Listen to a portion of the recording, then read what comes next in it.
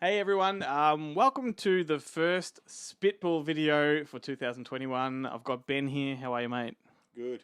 And we are ready to go. Ben hasn't done a Spitball in person, so this is going to be fun. I'm going to go first, just to show you the ropes. Yeah. Teach me how it's done. Okay, well, do you want to maybe film me? Use that.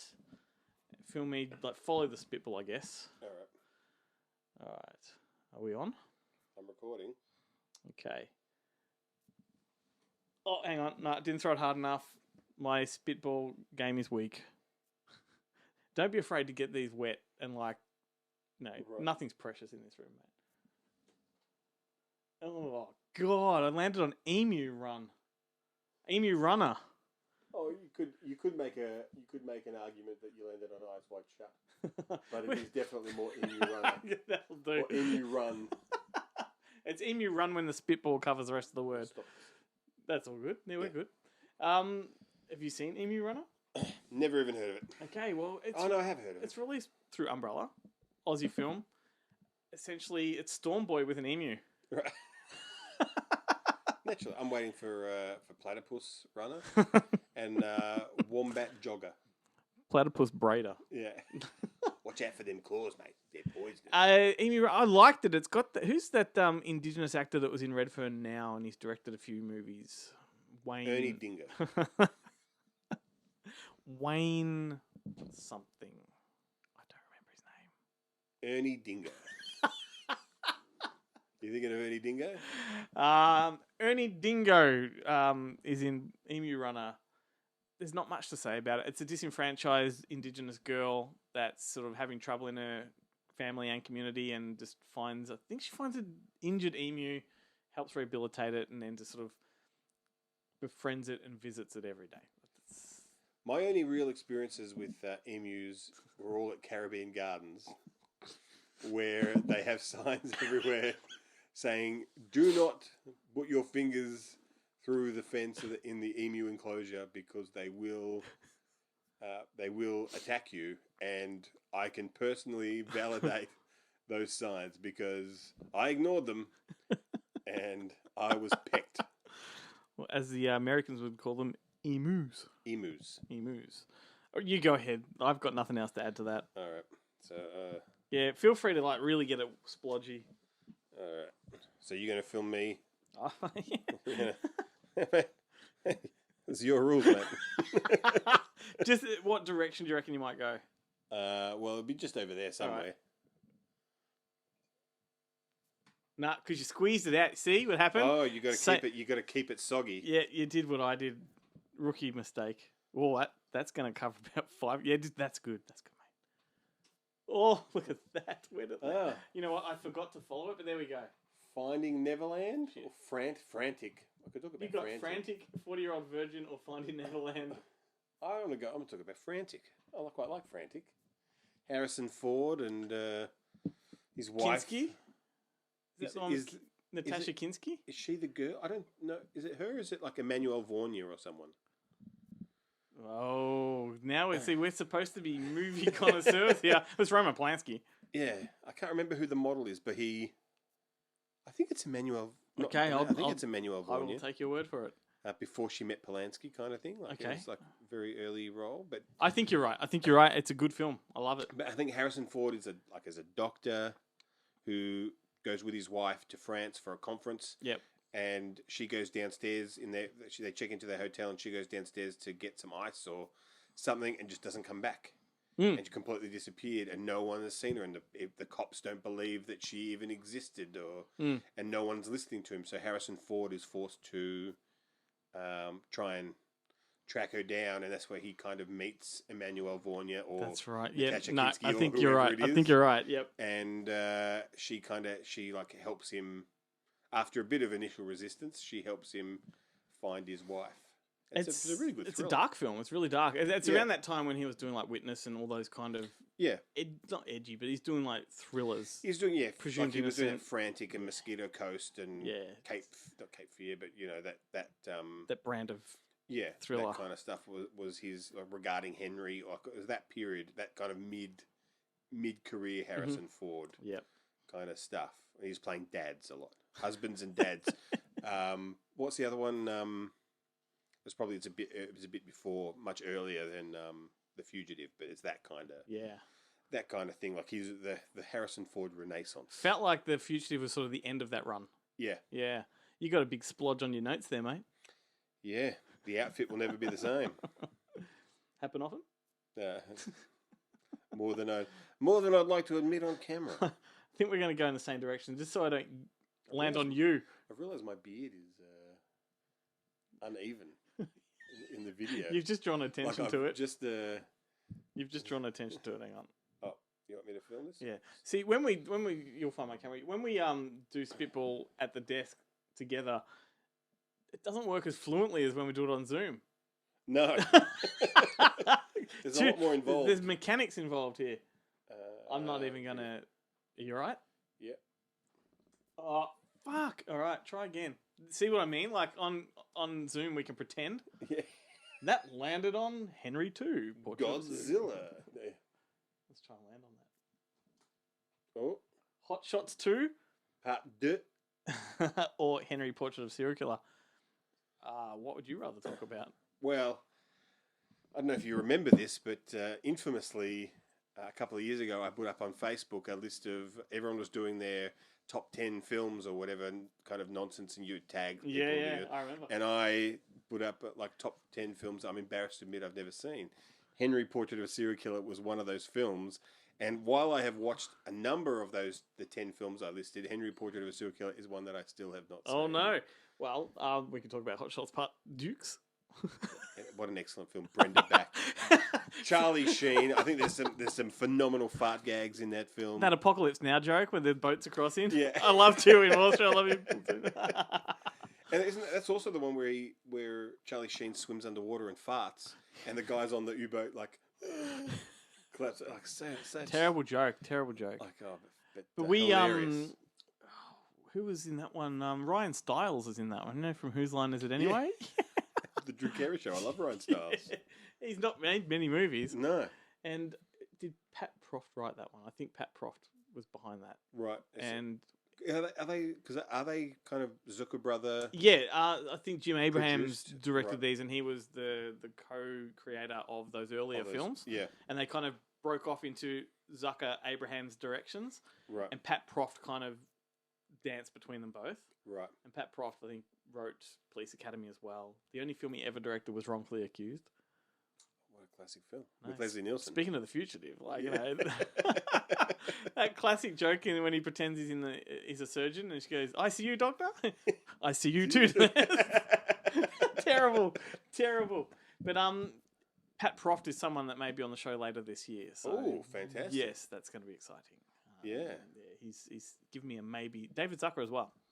Ooh. He gave me a definitely, because we tried to have him on last year for basketball. The year before last for basketball, we did an episode on that. And you know the guy that plays Screech? Is it Screech? Dusty Diamond. No. Dusty Diamond. What's the little snitch's name? The guy who plays Chota Boy in Orgasmo. Yes. And you guys call me little bitch 15, 16 Yes. more times. I'm out of here. I don't know who that guy is. That guy agreed Save me, Chota Dog. That guy agreed to be on the same episode and had this insane list of conditions and terms to appearing on the show. Really? And we said, look, we can't possibly meet all this demand, you know. Like, did he want nothing but red M&Ms? Something like that. And I just said to him, look, no offense intended. He'd taken it so far. I said, no offense intended, but we're actually in this for Zucker, not you. You're not the headline here. So then he emailed David Zucker and badmouthed this, and Zucker declined. Right. So then when I showed David Zucker the trail of emails, he goes, "I'll be on anytime." Right. Yeah. So just have to get back to him. Probably shouldn't have said that on camera. On camera. Oh well. I'm glad this time it's you and not a candid video of me singing. We hardly even talked about the movies, but you can do another one. Is it my turn? And that's the nature of when we do these at the desk, is that we actually rarely talk about what we land on. Oh fuck! Hang on. I'm gonna go over there. I'm gonna go shelf number 1. Okay. Or should I go over my head? Oh, do that. I don't even. It sounded like it stuck. I did. Oh, look at that. SemiPro. There we go. SemiPro. Yeah, and there's no denying it. That's okay, mate. That's okay. It's a sloppy mess. That's what that is, Glenn. Every now and then, like, I'll go to pull out a movie and it's stuck to another one. That's because I forgot that's where a previous spitball had landed. I don't care. The water's dried. That's fine. Don't worry. See, this guy loves his movies. You love your movies so much that you're worried about the water. I'm worried about yours. You'll never be able to watch Scanner Dark. It's going to be stuck. That and Sin City. And I'm literally shaking the shelf and the poster roll is going to roll off, conk me on the head, and it'd be like a Michael Crawford comedy. I think that's chocolate strawberry vanilla poster up there you're referencing, wow. to be honest with you. Yeah, Glenn Maynard signed designs. it and called me a cunt on it, so I can't exactly hang it in front of my children at the time. Though. I think. Now I can, but they're older. But I think they knew you were a cunt back then. That's true. I don't think it's a surprise. I think an endearing term. It was not like I'm not. He didn't think I was an actual cunt, but yeah, I think you'd be surprised at what you like. I learned the word cunt in primary school. Like I knew what it meant. I would have been fine with it. Yeah, it was true. It's true. Like it shocked me when he did it because I'm like, oh no, like, you devalued. It's right.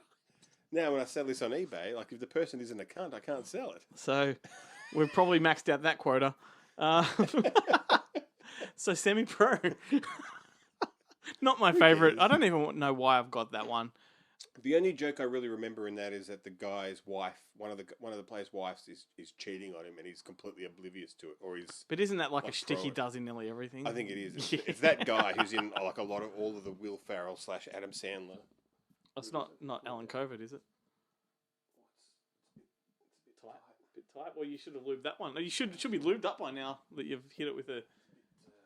I use 2 hands to slowly work it in there. Pull it out. Yeah, I look at it all.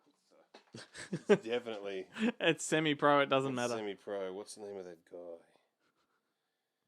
guy? Riveting. Don't know. He's not on the back. Is it David Keckner? I don't think it is David. Or maybe it is because one of them's a super fan, and he's like, "Won't you sleep with my wife? Please, it would be an honour. You sleep with my wife." Well, anyway, thus proving my point that we rarely talk about what we land on. The spitball's just a ruse for conversation, isn't it? Yeah. Okay. Yep. I'll do one more, and maybe you do one more. Sure. Where are you? I'll go for the Blu-rays. All right. Oh, jeez. yeah, that's a choose your own adventure. Choose your own adventure right there. I'm going to get it's dripping all over Hoffa. Right. But I think we've talked about Hoffa last year when Keith did a spitball with me. Did I mention on the show that I just watched Fist, which is also the Hoffa story, but not. He's got a different name. Yeah, they've changed all the details. The same name. Okay, Fist. We landed on Fist. What? You can stop that. Stop that one. Yeah, that's all good. Good. Fist. Is that who's in that? Sylvester Stallone is the. I can't remember who the sidekick is or the girlfriend, but it's a union movie. Yeah, that's right. He's like the set during the kind of, I guess it must be the end days of the Depression. Yeah, and he's a factory worker who organizes, basically joins the union when he gets fired for standing up for. Yep. Last year, I was writing a series for Screen Realm on industrial action movies. Fist was my next one to do, and it just sort of pitted out. Right. Sorry, Guillermo. I just got bored with it. I didn't make good on that. I think I did 4 reviews or retrospective pieces, and Fist was going to be my next one, so I never got to. Right, and was Kill the Irishman on that list? I just thought that was another one. No, that's a good one. It wasn't, but I don't think I'd chosen the rest. Like it was sort of I was picking them as I went. Right. I did Norma Ray and Strikebound and stuff like that. So anyway, Fist, good one, Glenn. Well done. You go for one more, and then I'm gonna reuse a spitball because I saved it from the mess that was SemiPro. Is that sure that's the spitball? That is the spitball. Okay. The SemiPro. I'm gonna also go for the Blu-rays. All right, go for it. Oh, I don't know. Hang on. Oh, it's a Monster Pictures title. It is too. That's on the Deadly Virtue. Is it? Deadly Virtue's that movie is directed by the same guy who directed Drop Dead Fred. Oh, we've lost the spitball. Oh, now we can see what it is. Deadly Virtues. Yes. Deadly Virtues, which was like a surprise seller for us. Did well. We didn't think that it was going to do well, but it does have a S&M kind of twist. That's why. Kind of thing to it. It's a bit. I don't know, cancel worthy, I guess you would say now, but Yeah. it's an interesting one. But yes, sold really well. Like really, actually sold really well internationally. Funnily enough, like we got a lot of orders on the website. Yeah. From from people not in Australia. I saw it the one time, I think, when I first scored that. I haven't watched it since. I hate to say I don't remember a lot about it. But you also landed the only time I saw it was when I was watching it to classify it. To do the classification, you also landed on Deliver Us from Evil, which is, the Eric Bana Exorcist type of movie.